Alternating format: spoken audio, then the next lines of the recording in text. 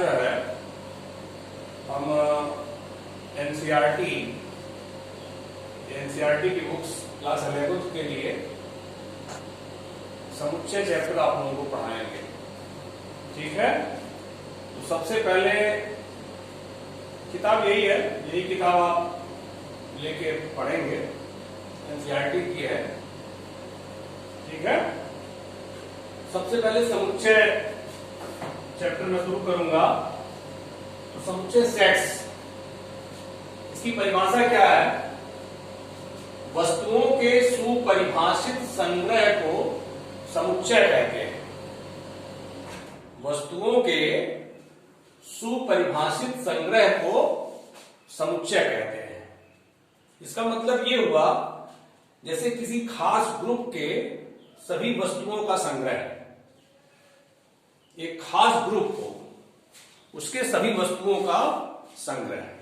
उदाहरण के रूप में जैसे किचन के सभी वस्तुएं, थाली, चम्मच, लोटा, गिलास, ये सारी किचन से संबंधित वस्तुएं हैं। तो एक किसी खास ग्रुप से संबंधित वस्तुओं का संग्रह जब करते हैं हम, तो उस संग्रह को समुच्चय कहते हैं। इंग्लिश में सेट्स कहते हैं।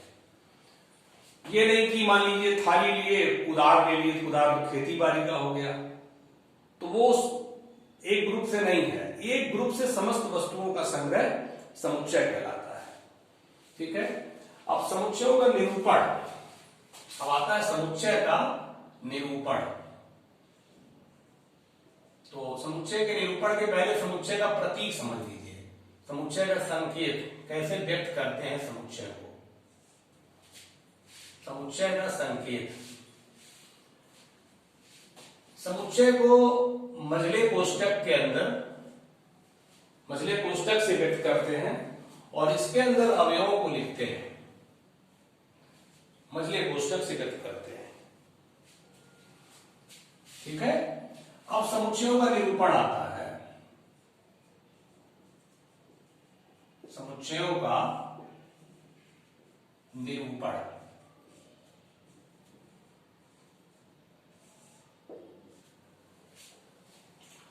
तो समुच्चय के निरूपण के दो प्रकार हैं।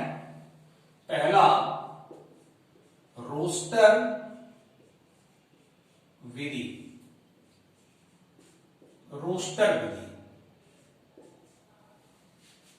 या इसको हम लोग सूची विधि भी कहते हैं। सूची विधि, या इसको तालिका विधि भी कहते हैं। तालिका विधि।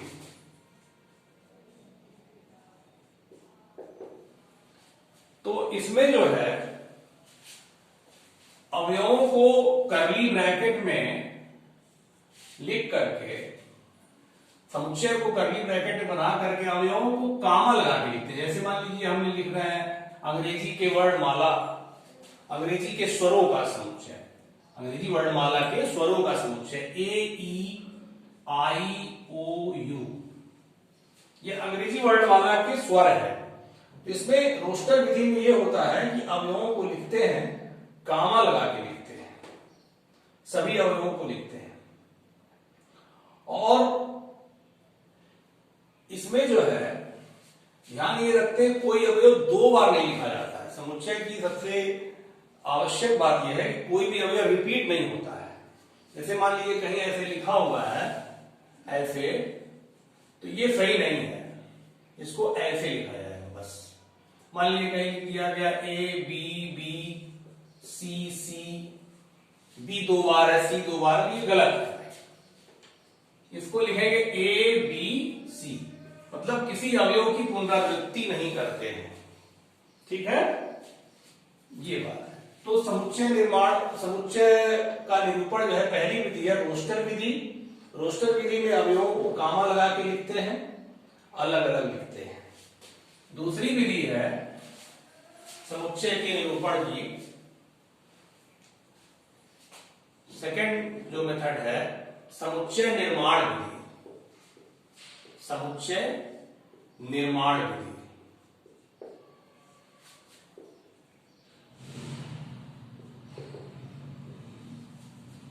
इसमें इसी समुच्चय को हम इसकी विशेषता के आधार पर लिखेंगे। इसकी क्या विशेषता है? इसकी यह विशेषता है कि यह अंग्रेजी वर्णमाला का स्वर है। इसकी विशेषता को हम लिखेंगे अपने कथन में।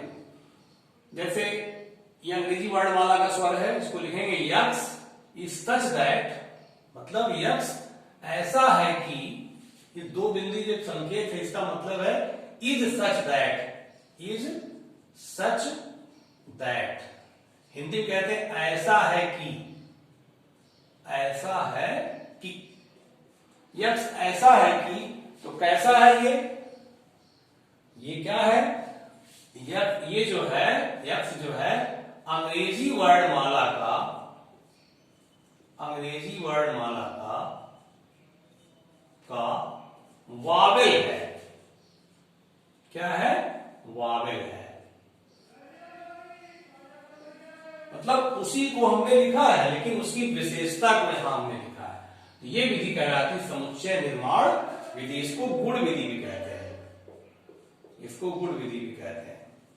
एक उदाहरण और ले लीजिए। जैसे मान लीजिए एक समुच्चय आपने लिखा 1 2 3 4 5, ये रोस्टर विधि से आपने समुच्चय को लिखा है।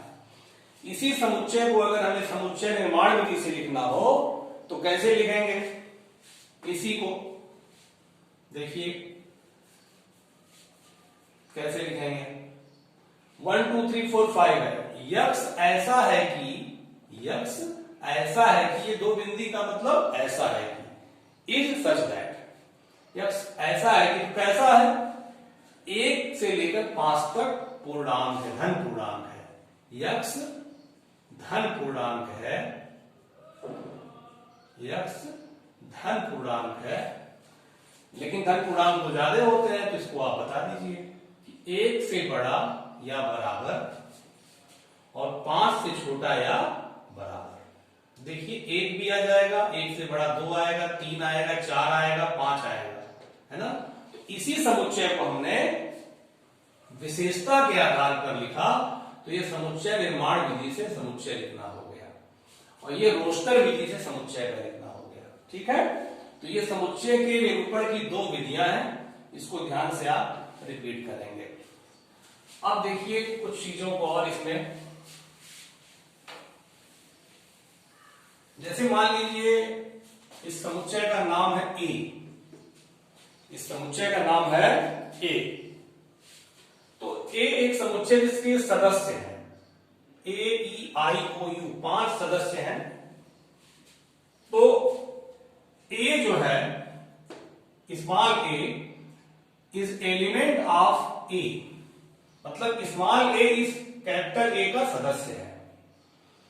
Small e is element of A. ऐसे ही i is element of A, o is element of A, मतलब ए के ही सारे सदस्य हैं, कैपिटल ए के ही ये 5 सदस्य हैं। पांचों को अलग अलग करके हम लिख सकते हैं। U इज एलिमेंट ऑफ ए। अब इसमें P नहीं है तो P is not element of, ऐसे लिखकर काट देंगे, नॉट एलिमेंट ऑफ ए। तो इसको क्या लिखते हैं? इसको लिखते हैं इज एलिमेंट, इज एलिमेंट। ऐसे मान लीजिए लिखा हुआ है A is element of A, इसको लिखेंगे इंग्लिश में A is element of A, element of A, मतलब A कैपिटल A का अवयव है, अवयव है। ठीक है, अगर नहीं है तो लिखेंगे P is not element of A. ठीक है, अब आप लोग जो है एक्सरसाइज 1.1 निकालिए। 1.1 में फर्स्ट क्वेश्चन है, 1.1 में फर्स्ट क्वेश्चन है कि आप बताइए दिए गए जो स्टेटमेंट है उसमें कौन समुच्चय है और कौन समुच्चय नहीं है, और उसका कारण भी देना है।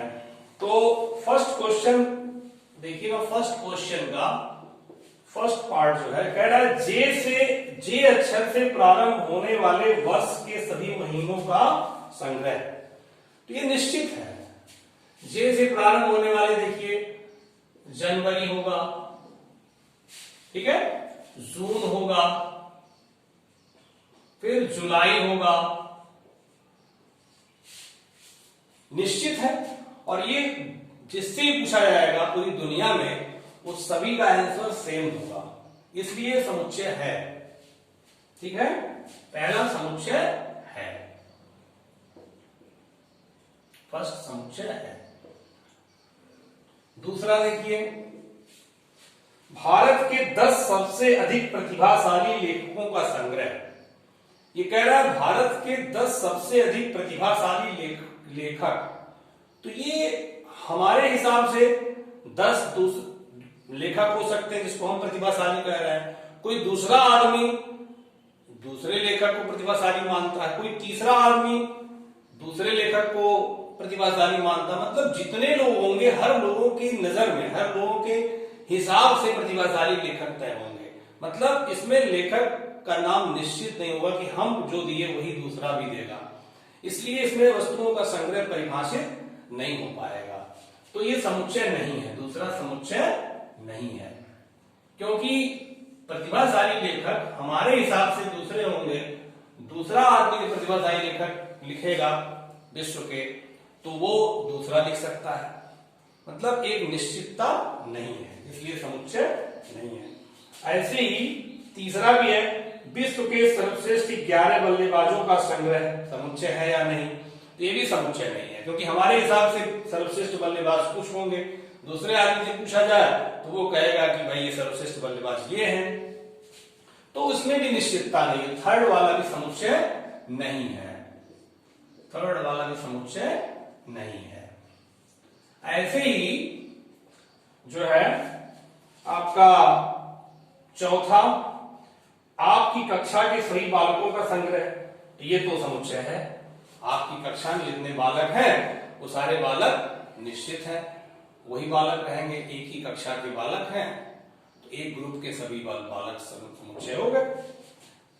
फिर दे रहा है कि पांचवा, 100 से कम सभी प्राकृतिक संख्याओं का संग्रह। तो 100 से कम सभी प्राकृतिक संख्या 99 से घटते हुए 1 तक जाएंगे, ये भी निश्चित है, ये भी समुच्चय है। फिर कह रहा है लेखक प्रेमचंद द्वारा लिखित उपन्यासों का संग्रह। तो ये भी आपका समुच्चय है, क्योंकि लेखक प्रेमचंद ने जो उपन्यास लिखे हैं वो निश्चित है, उसमें कोई भेदभाव, कोई पक्षपात नहीं कर सकता है, इसलिए भी समुच्चय है। ठीक है, फिर उसके बाद कह रहा है कि 7वां, सभी समपूर्णांकों का संग्रह। जितने समपूर्णांक हैं वो निश्चित है, वो सभी लोग एक ही जैसा उत्तर देंगे, एक विशेष ग्रुप से संबंधित है, ये भी समुच्चय है। फिर 8वां कह रहा है इस अध्याय में आने वाले प्रश्नों का संग्रह। तो इस अध्याय में जितने प्रश्न आए हैं वो भी निश्चित है, ये भी समुच्चय है। फिर 9वां कह रहा है विश्व के सबसे अधिक खतरनाक जानवरों का संग्रह। तो ये समुच्चय नहीं है, क्योंकि हमको कुछ जानवर खतरनाक लगते हैं, हो सकता है दूसरे व्यक्ति को वो जानवर खतरनाक न लग रहे हो, इसलिए ये हर व्यक्ति के अलग अलग होगा, तो ये समुच्चय नहीं है। ठीक, अब देखिए दूसरा क्वेश्चन। दूसरे क्वेश्चन में ये प्रतीक की बात कर रहे हैं। जैसे दिया हुआ है, मान लीजिए a बराबर, मान लिया a बराबर 1 2 3 4 5 6 3 4 5 6 ऐसे दिया हुआ है। कह रहा अधिक स्थानों की पूर्ति करिए। पहला 5 डॉट डॉट डॉट a, फिर दूसरा 8 dot dot dot a, third 0 dot dot dot a, fourth 4 dot dot dot a, fifth 2 dot dot dot a, और 6 10 डॉट डॉट डॉट a। अब देखिए 5 इस a वाले समुच्चय में है, तो इसका मतलब 5 इज एलिमेंट ऑफ a, ये भरा जाएगा। Element, 5 is element of A, मतलब ए का एक सदस्य 5 है, 5 जो है ए का एक सदस्य है। 8 इसमें नहीं है, 8 नहीं इसमें है, तो यहां नॉट एलिमेंट आ जाएगा, ऐसे काट करके। 0 भी नहीं है तो 0 इज नॉट एलिमेंट आ जाएगा, ठीक है। 4 है, 4 इज एलिमेंट ऑफ, ऐसे। 2 भी है, 2 इज एलिमेंट ऑफ। 10 नहीं है, 10 इज नॉट एलिमेंट ऑफ। समझ गए? अब देखिए थर्ड क्वेश्चन।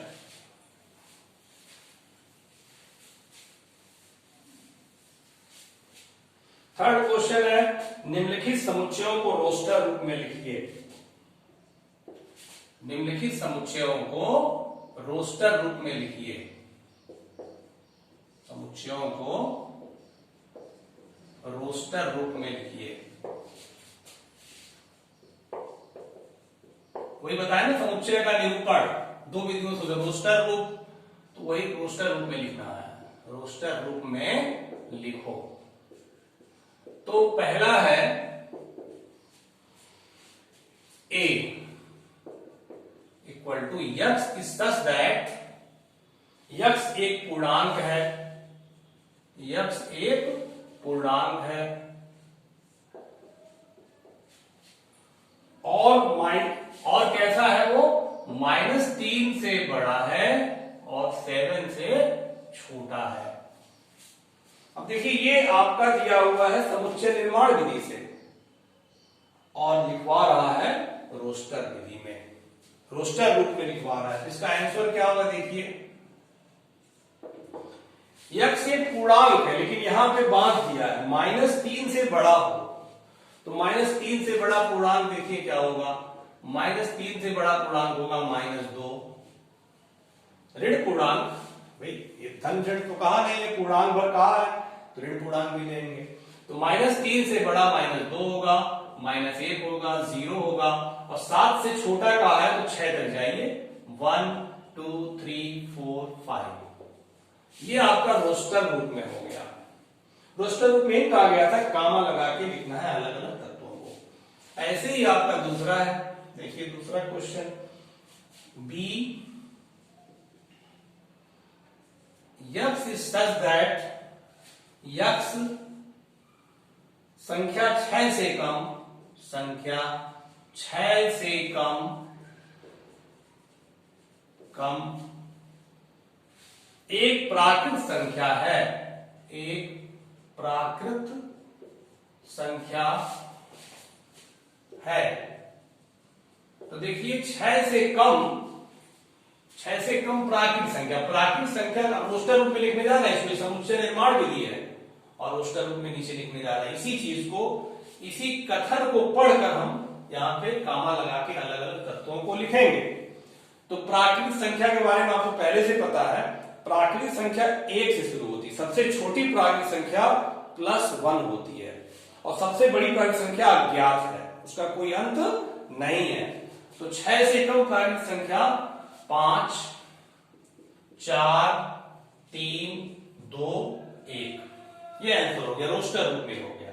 ठीक है, अब आप देखिए इसमें तीसरा भी आप कर लेंगे, चौथा बता दे रहा है, जो थोड़ा टफ है वो बता दे रहा है, बाकी जो उसी तरीके से उसको आप बुक से करेंगे। 4 देखिए कह रहा है D equal to x is such that, x एक अभाज्य संख्या है, यक्स एक अभाज्य संख्या है, यक्स एक वह संख्या है जो 60 की भाजक है, जो 60 की भाजक है। 60 की भाजक माने जिससे हम 60 में भाग दें तो वो 60 को पूरी तरह से काट दे। तो 60 की भाजक तो देखिए अभाज्य भी होना चाहिए। कैसा होना चाहिए? अभाज्य। अभाज्य संख्या 2 से शुरू होती है, एक अभाज्य संख्या नहीं है। एक तो 2 हो जाएगा, 2 से आप भाग देंगे 60 में तो 60 पूरी तरह कटेगा, ठीक है। 3 हो जाएगा, 3, 2, 3, 4 अभाज्य नहीं है, 5 होगा, ठीक है। 5, 7 से कटेगा नहीं 60, 7, 8 नहीं होगा, 9 नहीं होगा, 10 नहीं होगा, 11, 12 भी नहीं होगा, 12 भाज्य नहीं है, 13 नहीं होगा, फिर 15 भाज्य नहीं है, ठीक है। तो फिर अब देखेंगे अभाज्य आपकी कोई संख्या नहीं होगी अभाज्य, तो 2, 3, 5 ये आपकी हो गई अभाज्य संख्या भी है और 60 की भाजक है, ठीक है। अब देखिए 5वां 6वां में से एक बता रहे हैं, दोनों एक टाइप का है।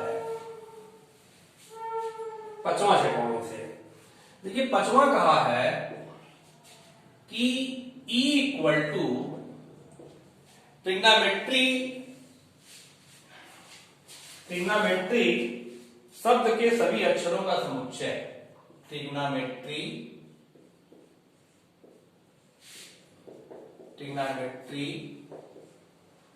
शब्द के सभी अक्षरों का समुच्चय, सभी अक्षरों का समुच्चय, ठीक है। अब हमको इसका समुच्चय लिखना है रोस्टर फॉर्म में। देखिए रोस्टर फॉर्म लिखने जा रहे हैं, रोस्टर फॉर्म में टी लिख दें, कामा are, comma I, comma ji, comma O, comma N, फिर ओ नहीं लिखेंगे, 2 बार नहीं लिखना है, कोई भी तत्व 2 बार नहीं लिखना आपको, ठीक है। हाँ, क्योंकि ये समुच्चय का नियम है कि कोई अवयव रिपीट नहीं किया जाता है। यन, फिर यम लिख दीजिए, फिर ई भी नहीं अभी लिखे हैं आप, ई लिख दीजिए, टी लिख चुके हैं, आर भी लिख चुके हैं, वाई नहीं लिखे हैं, वाई लिख दीजिए। तो ये आपका हो गया ट्रिग्नोमेट्री शब्द के सभी अक्षरों का समुच्चय। कोई अवयव 2 बार नहीं लिखा जाएगा और सभी अवयव लिखा जाएगा। एक चीज और, इसमें क्रम का कोई महत्व नहीं है। कोई लड़का अगर इसको ऐसे लिख दिया, क्रम को बिगाड़ दिया, पहले आर लिख दिया, फिर टी लिख दिया, फिर ओ लिख दिया, फिर आई लिख दिया, फिर जी लिख दिया, फिर यम लिख दिया, फिर एन, फिर वाई, फिर ई, मतलब क्रम को बदल बदल के लिख दिया तो भी सही है, इसका कोई फर्क नहीं पड़ता। इसमें क्रम का कोई महत्व नहीं है और कोई अवयव 2 बार नहीं लिखा जाता है, ठीक है। इसी प्रकार आप 6वां कर लेंगे और फिर इसके बाद चौथा क्वेश्चन है समुच्चय निर्माण विधि में लिखना है, रोस्टर रूप में दिया है और उसको लिखना है समुच्चय निर्माण रूप में, ठीक है। तो चौथा भी देख लीजिए, उसके बाद आप करिएगा। चौथा तक हम बता रहे हैं अभी फिलहाल। चौथा में कह रहा है समुच्चय